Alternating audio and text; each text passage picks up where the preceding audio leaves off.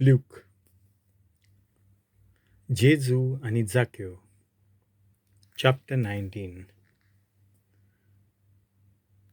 जेजू जेरिक्यांत भितर सरून नोगरांतल्यान चलत वेतालो. जाक्यो नांवाचो मुखेल दोन वसूलदारांतलो एकलो आनी आस्तीक मनीस अवचितूच थंय पावलो. जेजू कोण तो जाक्यो पळोवंक सोदतालो, पूण आंगान मोटवो देखून लोकांचे खेतीक लागून ताच्यान नजो जालें. त्या पासत जेजूक पळोवचे खातीर तो फुडें धांवून वचून एका रुमडीच्या झाडार चडलो, कित्याक जेजू ते वाटेन वेचो आसलो. त्या जाग्यार पावतच जेजून वयर नदर मारली आनी ताका पळोवन म्हणलें, जाक्यो, बेगीन देंवून ये, तर आयज म्हाका तुमगेर वचून रावूंक जाय. आनी तो बेगीन देंवलो आनी खुशालकायेन ताका आपणागेर सोनीमान केलो. हें पळोवन सगल्या लोकान घुणघुणून म्हणलें, पातकी मनशागेर रावूंक गेला मरे तो. सगल्यांचे नदरेक उबो रावन जाकेवान सोम्याक म्हणलें, सायबा पळय, म्हाका आसा तितल्याचोय अर्दो वांटो हांव गरिबांक दितां, आनी हांवें कोणाक फसयल्यात जाल्यार चौपट परतून दितां.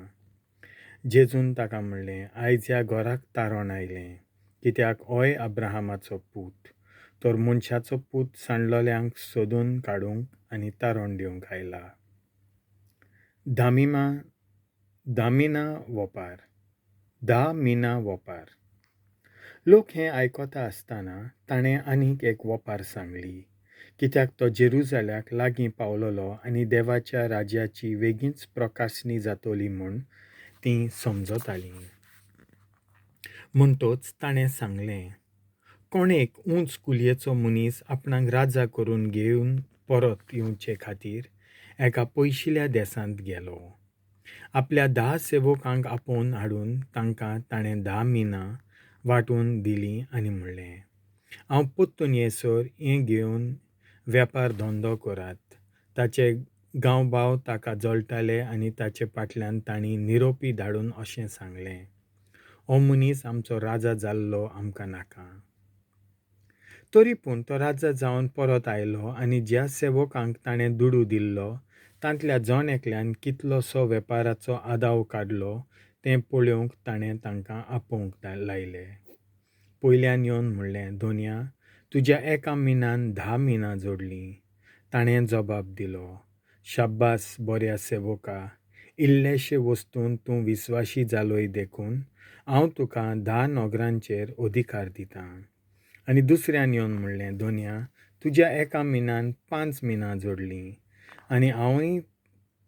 आनी हाकाय ताणें म्हणलें, आनी तुका हांव 5 नोगरांचेर अधिकार दितां.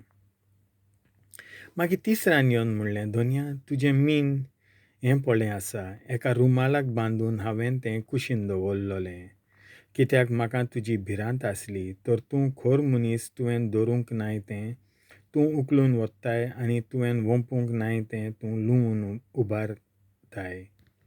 राजान ताका जाप दिली, आरे नोश्ट्या चाकरा, तुजींच उतरां धरून तुजेर हांव खास्तीचें फर्मोण मारतां.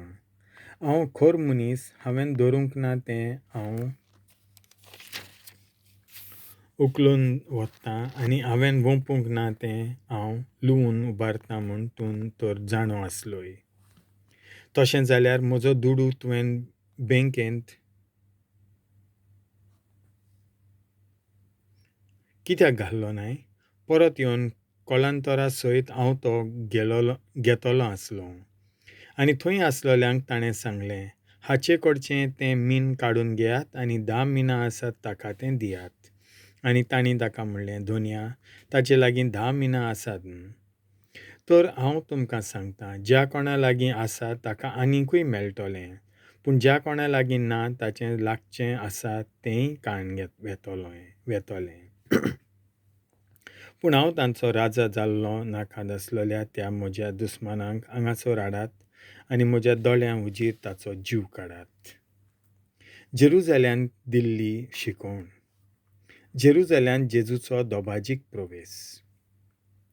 अशें उलयल्या उपरांत जेरुजल्याक चडून वचपाची वाट धरून जेजू फुडें गेलो.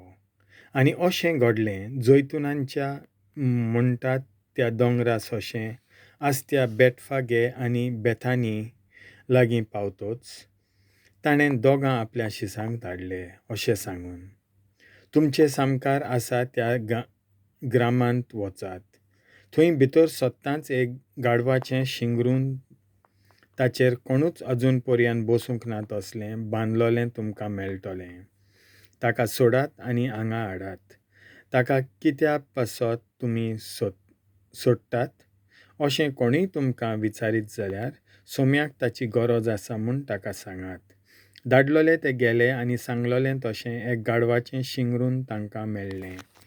त्या शिंगराक ते सोडटा आसतना ताच्या दोनयांनी तांकां म्हणलें, त्या शिंगराक कित्याक सोडटात तुमी? तांणी अशी जाप दिली, सोम्याक ताची गरज देखून. आनी तांणी ताका जेजूशी हाडलें. आपली आवरोणां त्या शिंगराचेर घालून जेजूक ताचेर बसयलो. तो फुडें वेता आसतना लोक आपलीं वस्त्रां वाटेर पाटलायतालो. आनी जैतुनाच्या दोंगराचे देंवते लागीं पावतोच ताच्या शिसांचो व्हड जोमो आपणें देखलोल्या सगळ्या ताच्या विजमितां पासत व्हडल्या ताळ्यान खुशालकायेन देवाक असो पोरकोंडूंक लागलो. सर्वेस्पराच्या नांवान येता त्या राजाक जय. स्वर्गार शांती, भोव व्हरत्या देवाक महिमा. लोकां मदल्या कांय फारिजेवांनी ताका म्हणलें, गुरुजी, तुज्या शिसांक बेश्टाय. आनी ताणें तांकां असो प्रतिपाल केलो, हांव तुमकां सांगतां, हीं ओगीं रावतीत जाल्यार फातर पर्यंत आड्डूंक लागतले. जेजू जेरुजल्या पासत रडटा. आनी लागीं पावता शार नदरेक पडटोच ताचे वयर दुकां गळून ताणें म्हणलें, आयच्या दिसा तरी तुका शांतीक पावयतल्यो वाटो तुवें मात वळखून घेतलोल्योय जाल्यार. पूण ना, तुज्या दोळ्यांक त्यो आतां लिपलोल्यो आसात. ओय, तुजे दुस्मान तुजे भोंवती मातयेचीं दुर्गां बांदतले, तुका वेदो घालतले आनी सगळ्या वाटांनी तुका चिणगडटले. असले तुजे दीस येतले. ते तुका आनी तुज्या कोटां भितर आसलोल्या तुज्या भुरग्यां बाळांक धरणीर आपटितले आनी तुजे भितर फातरार फातर उबो उरूंक ते दिवचे नात. कित्याक देव तुका भेट दिवंक आयलो तो दीस तुवें वळखलो न्हय. जेजू देव मंदिरांत विक्रेकारांक धांवडायता आनी लोकांक शिकोवन दिता. आनी देव मंदिरांत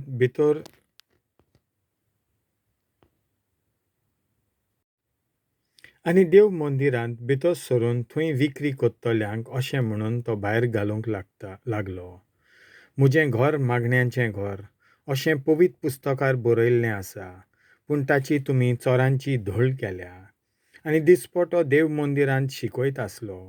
मुखेल याजनीक, शास्त्री आनी परजेचे वडील ताचो नाश करूंक सोदताले. पूण कितें आनी कशें करचें तें तांकां समजच नासलें, कित्याक सगळो लोक ताच्या उतरांक भुल्ललो.